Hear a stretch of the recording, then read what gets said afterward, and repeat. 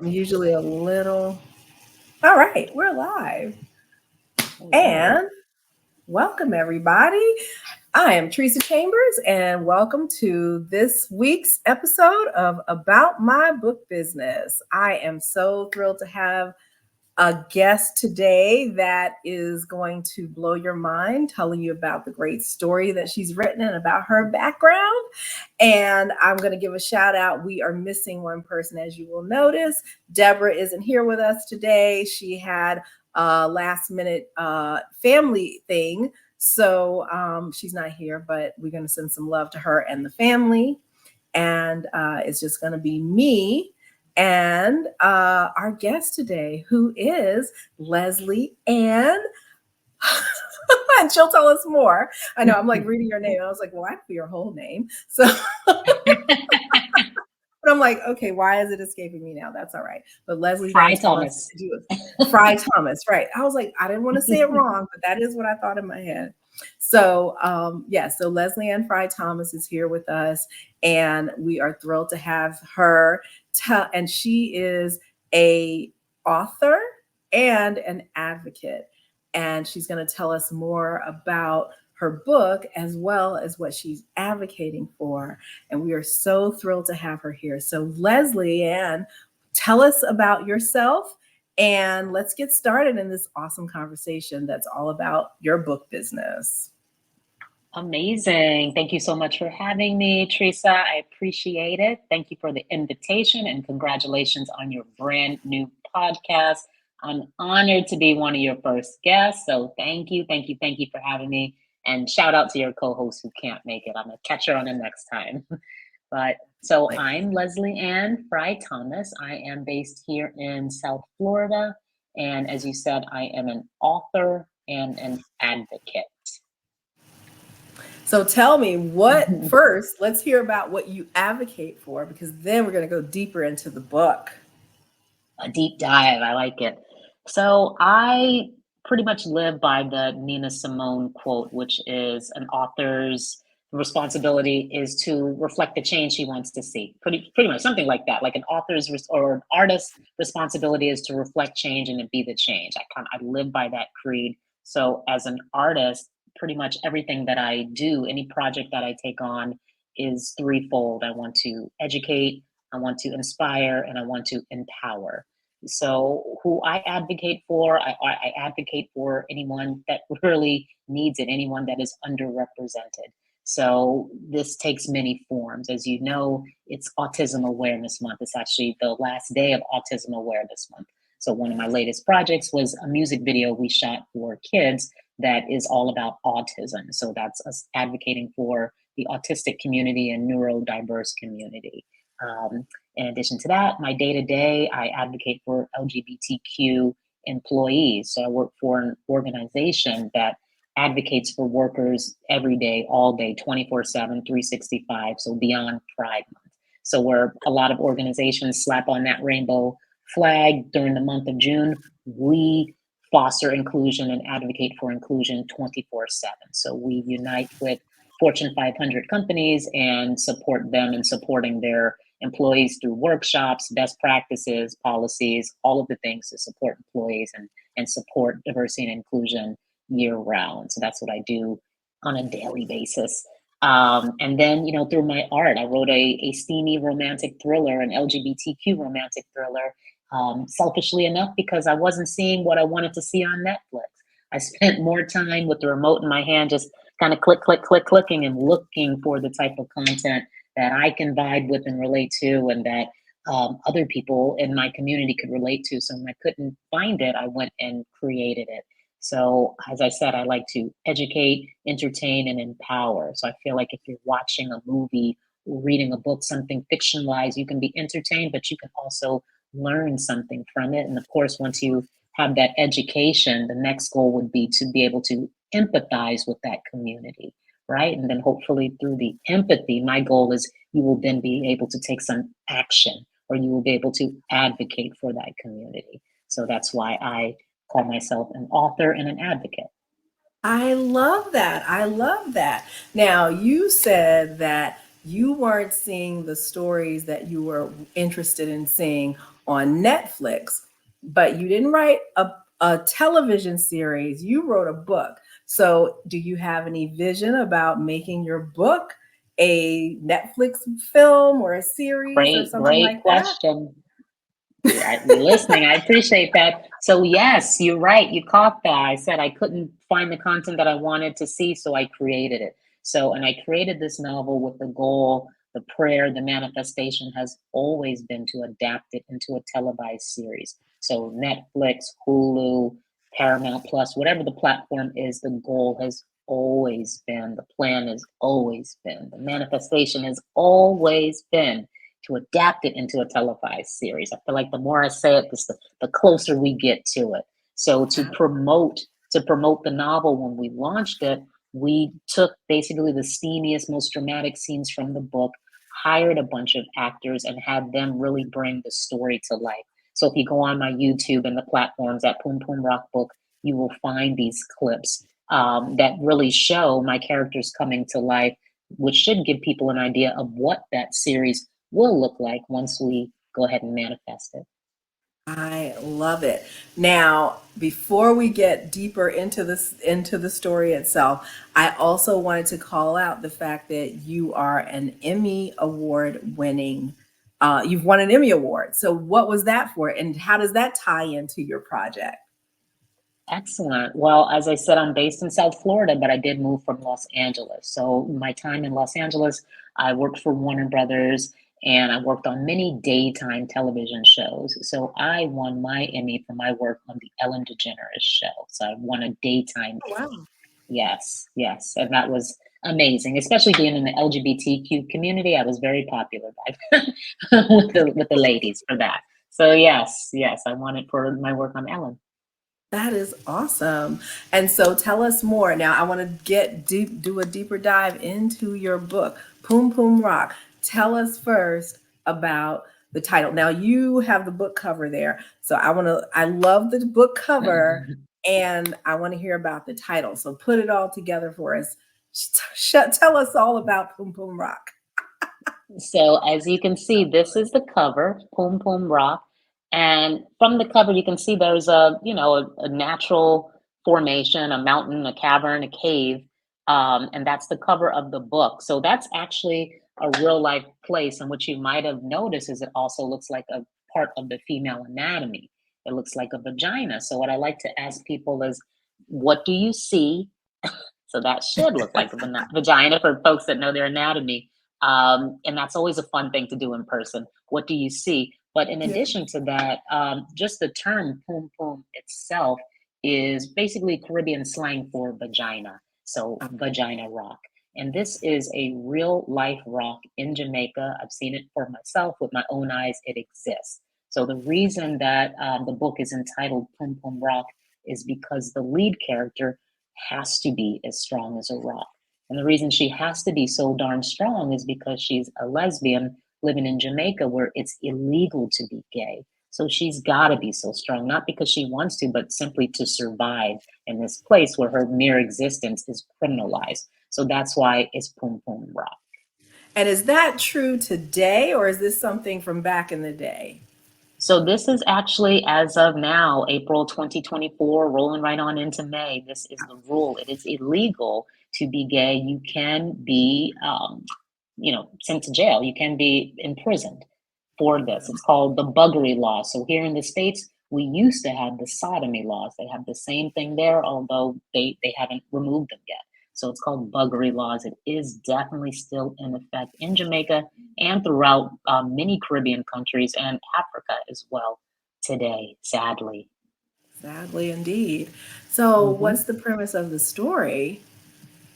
So the premise of the story, there's a subtitle too, which you can see. Yes. There's no place like homo is Oh, the subtitle, which is a joke and a little tongue in play cheek. on words. Little play on words. I'm a word nerd and proud of it.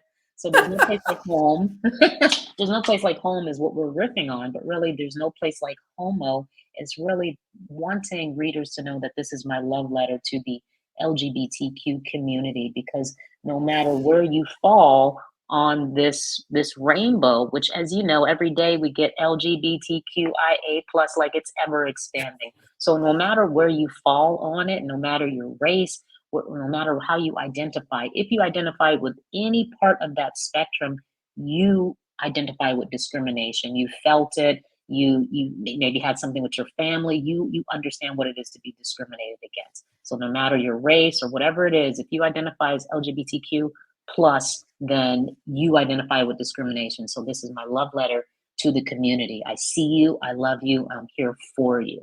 So that is the title in a nutshell. Now, in terms of what the book is about, I like to call it a juicy romantic thriller, a steamy beach read. So the premise is basically, as I said, it's called Pum Pum Rock because the lead character is as strong as a rock. And the reason she has to be so strong is not just because it's illegal for her to exist, but because she's in a homophobic family where she faces betrayal from the person or the people that are supposed to be able to love and support her the most. So she's betrayed by her mother, and she ultimately relocates to the States. So the story takes place between the Caribbean and between Los Angeles. And in the story, you've got mama drama, you've got a steamy love triangle because I'm 18 plus and I like it steamy. I want, as I said, when I'm looking for Netflix, I want something that's going to engage me. So it's a love triangle, it's mama drama, and it's also a thriller that gets into the entertainment industry in Los Angeles. So that's pretty much Wow. Pum Rock. Yes. That sounds great. And look, as we're approaching the warmer climate and the warmer season, this is going to be a great book to take along with us Oh to yeah. read this story. And I am big into thrillers. Although as I told you, I was like, I'm really a nonfiction reader, but in the summertime and just in general, if I find a good thriller, I am there for it. So I am really Well, excited there's and definitely looking some forward to reading suspense. it. There's some suspense here, so I will be sending you your autographed copy. Thank you. Thank you. I cannot wait to read it. So Thank tell me, you. what is it that you want your reader to take away other than the thrill, in addition to the thrill, or is it just, that beachy, steamy read? What are the big takeaways from the book for you in terms of why you wrote it? Do you intend to write more? Do you have a bigger message? And I know you've shared a lot about your advocacy for the LGBTQ plus community. So are there any other insights that you want us to take away? What should we keep an eye out for? And do we expect to see more from you? In terms of takeaway, I really want people to be entertained. I grew up watching a lot of soap operas and drama. I just want to be entertained. I want to just keep elevating the stakes, and like I want a page turner. So hopefully, folks are getting that page turner vibe. I can't put it down. It's juicy, it's steamy, it's dramatic. I want to first and foremost entertain you. But as I said, with any project, I want to, in addition to entertain, I want to educate people. I want you to learn. You said, is this true right now? Is it still illegal? Yes. So you've already learned something. So if you keep going through the Yeah. pages, you will learn more. And then it's my goal and my thought that once people begin to have that education, they can become empathetic. They can have a bit of sensitivity and maybe care about folks that appear different and maybe find out, well, they're not that different. Or so what if they are? So you get that empathy. And then at the point of empathy, you get that action. And that's when you can become an ally and you can really work for change. So that is the goal: to educate, entertain, empower folks to act. Got it. So tell me about your process. You came up with the idea. How did your book come from idea into reality? What's that been like for you? What was that process?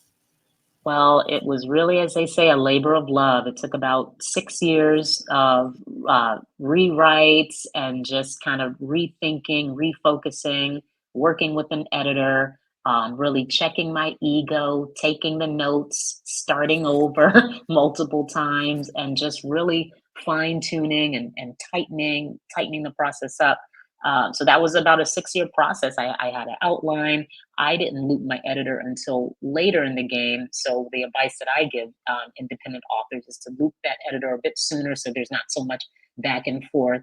But really, it was just a 6 year process of rewrites and beta readers editors, and then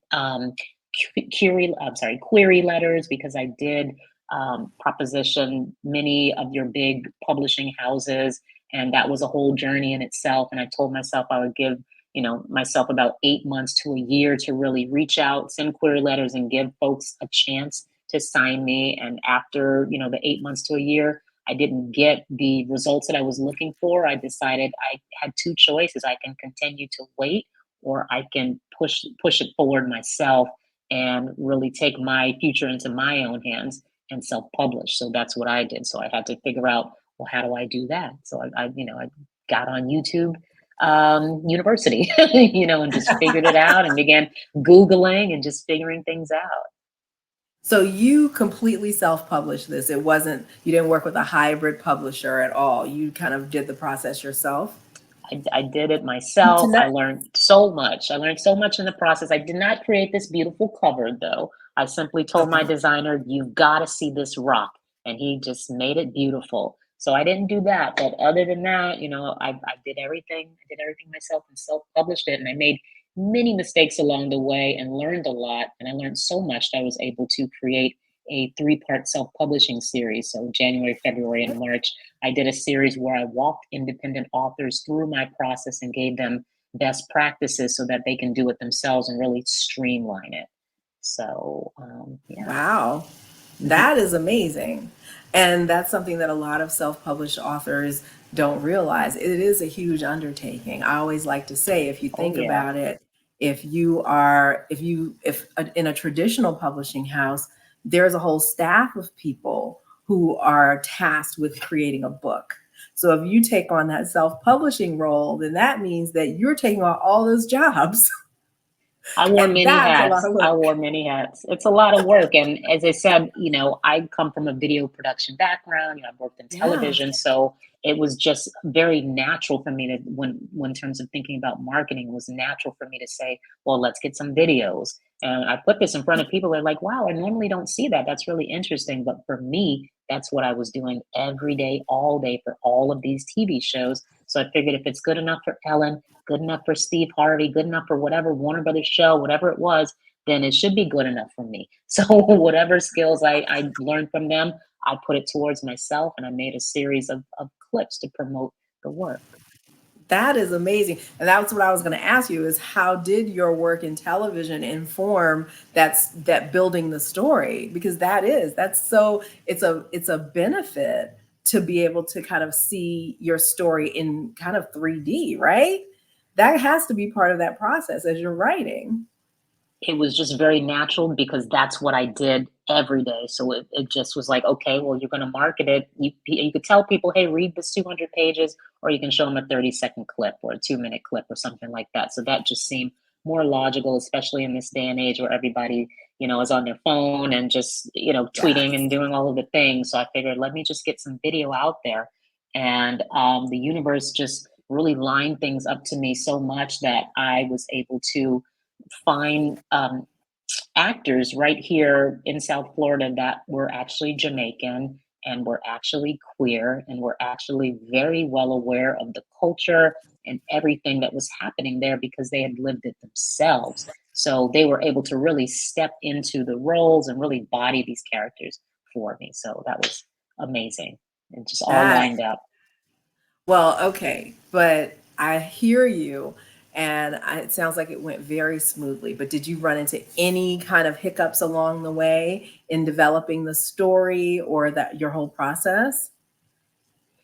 Hiccups along the way. I mean, it's never a good feeling to be rejected from a publishing house. So, I don't know if that was a hiccup. I don't know if that was a I hiccup. mean, in Um, writing the story or the production part of it or anything like that, or did it just kind of go smoothly? I mean, you created I a mean, course, things. but yeah. I definitely created a course because I did make mistakes. But I mean, that's a good question, Teresa. In terms of um, hiccups and bumps, I mean, this was really just a one-man band for the most part. I mean, I hired and did what I could, but in looking back, just like if you have more money and more resources, it's less stressful. You know that as an entrepreneur. So I didn't have as Yeah. much help as I would have liked to kind of get things done smoothly, but I like to think everything happened for a reason and as it should, and we learned from it and created a whole course from it. So I can't complain. I wish the first person would have said, yes, Random House, we'll take you. Fast tracked it, but that's not how it played out. But everything for a reason. Absolutely, and that makes sense. So when you think about how you'll move forward, so you've created the trailers, you've created the book. Your audience for the book is pretty broad, but at the same time is very targeted. It can be very targeted. You know, that central audience is the LGBTQ community, Hmm. and really receptive, and people who love thrillers or suspense. That those are the people who are your audience, Right. which is really exciting. And so do you envision writing more stories, or is this a one-off and you're just gonna like This is basically this is blow this not a up? one-off. It's not a one-off. So it is written to be a series. So Okay. I have not completed it, but I've started it. So there will be a part two for sure. For sure. This is a Ah, I love series. that. That is Yes, yes, exciting. So yes. tell me about your character development. Is there like, what's that process like? That, as I said, nonfiction is my jam, but I do know Right. about fiction writing and building out those characters and the backstories and kind of building out that flow. It can be fun, but it can also, it's a lot of work. So tell me about your process for developing your characters. I literally had like a chart, like a family tree kind of diagram, and I would have the character and the attributes that I wanted associated with each character and their relationships. So that I wanted a person that has this kind of these traits and these traits, and just kind of really I knew what kind of characters I wanted. And while it is fiction, it's also based on reality, not necessarily my reality, but the reality of many LGBTQ people who have been ousted by the people that are supposed to love them the most, their family and friends. So it does have some reality to it. So, for example, the lead character has a television production background. I do too. So there is some reality, but I really just started with like a chart of all the characteristics that I wanted these people to embody and an outline of where I wanted the story to go. I knew how I wanted it to end. I just need to figure out how to get there and who would support my characters along the way. That is awesome. And that's one of those things that a lot of new writers can have challenges with. So that's why I was thinking, as like, you've had this experience in television. You've kind of brought, even though this is your debut novel, you've brought that experience from your television work into your writing, which is a really nice advantage that a lot of authors don't have necessarily when they're starting out. Thank you. So now tell us, what is coming next with your book, because I know you're still out there, you're trying to get some exposure, you're still marketing and promoting it, but are there any immediate plans? Are you going to be shopping it around to any trade shows or industry events, or what are you doing with it? I feel like I send it out to celebrities all the time, whether it is Sherry Shepherd or Lena Waithe. So I send it out. I have a hit list of targeted people that I send it out to. I'm still shopping it. Once I get that hit, I will let you know. It hasn't happened yet, but I am still very much pushing it out there. So basically, I created a hit list of agencies and Hollywood talent that I think it would resonate with, whether it be they're a producer like Lena Waithe or they're an actor that I think can really, um, kind of step into the character. So I just made what I call a hit list and I've been blasting it out.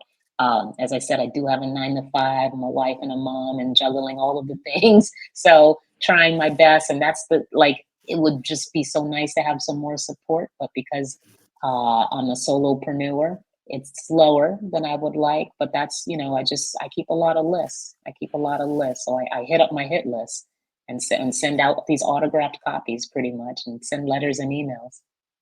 That is awesome. I mean, and that's really the point, right? My point as a solopreneur, as a part time solopreneur with a full time job, there is that process and it takes time. And a lot of times people are very, very pressed to get their work out. And it is a lot of times luck that creates those opportunities. And at the same time, the luck comes with being persistent, being consistent about doing that outreach, having your target. You sound very organized, is what I'm saying. I have a lot of lists. I have a lot of lists, lady.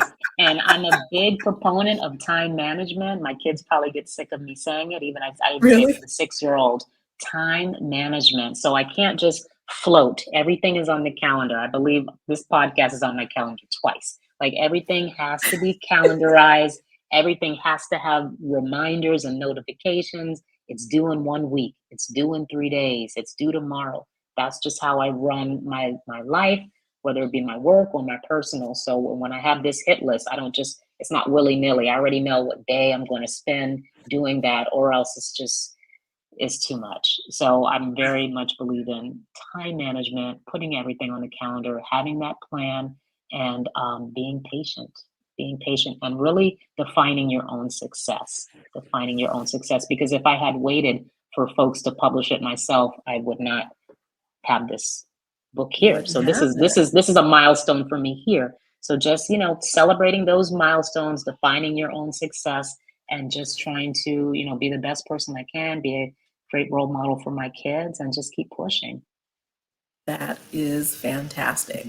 So now, if people want to connect with you and learn more about your book or reach out to you because they really want to make your book into a television series or a movie series, how do they reach you? That's what I'm talking about. Okay. Well, there's my social right there. So at Pum Pum Rock Book. I'm also at my website, which is very easy, leslieannefrye.com. So Leslie Ann, as it's spelled there, FRYE.com, leslieannefrye.com. LeslieAnneFrye.com. And Leslie Yes. Anne Fry, we are so happy to have had you as a guest today. Is there anything that I didn't ask you about that you want to share with our audience today? Sure. Let me see. As I said, I just recently wrapped a self-publishing workshop, a 3-part series. We did it January, February, and March. And now we've moved into the community component, which I'm very excited about. So I would like to offer an invitation to your viewers right now to join us in the community component, which is basically my first time doing this as a co-author. So the community component of the program is basically we are together writing a children's affirmation activity book. So there's a coloring component. So I have an amazing artist that's working on some art for us. But basically, what we'll be writing together is manifestation. So if anybody, or I'm sorry, affirmations. We're writing affirmations for children. So I've got the folks that join me in the workshop helping, and anybody else that wants to help. But that is the next project. So I'm very excited about it. It's a children's affirmation activity book. They can journal, they can color, and they, of course, have these affirmations. So the community part will be us writing these 6-word mantras. So I have a game that I play, 6-minute mantra, and that's how I get folks to really get those creative juices flowing. So if anybody is interested in this community component or this community co-authorship project, please reach out to me. I'm at Pum Pum Rock Book, and of course, LeslieAnneFrye.com. So, is that virtual or is that in person or both? Well, the workshop is done, so I'm working with folks via email. I will Okay. do another workshop to walk some folks through because I have a batch of people that just decided they want to join as well. So I'll do another workshop to walk people through the whole process because basically what I do is I play a game that's called 6-minute mantra, and it's really a writing prompt to help folks get those juices flowing. So the Right. affirmations are all 6-word affirmation, not too much of a heavy lift. This should be fun. There's Okay. coloring. It's for the babies. So that's the next thing that I'm working on, and that will be out hopefully by the end of the year. Excellent. Yeah. So join Wonderful. me.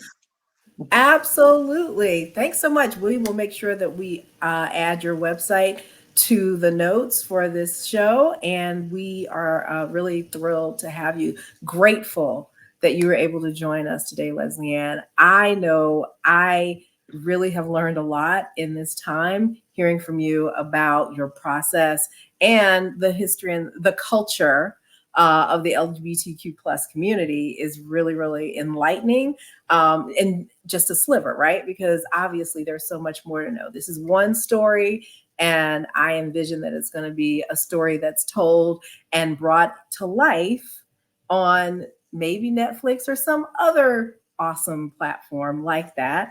And then looking forward to reading your other stories as well, and seeing what else you do in the community. Continue to do the great work that you're doing to make a difference in people's lives and to educate and inform the community, because we all deserve to live our lives as we are, without criticism or judgment, and with love more than anything else. So I'm really grateful to have you, and I'm really appreciative of you coming on to talk about your book business.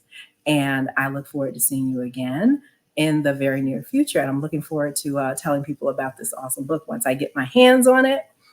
Yes. And I look forward to seeing what you do with the kiddos too. I love it. I love that you're bringing those kinds of activities to the children. So thank you so much. And we will see you, everybody, next time on About My Book Business. Thanks for joining us today, and appreciate you, Leslie Anne. Thank you so much. I appreciate you, Tresa. It's been fun. Yes, it has.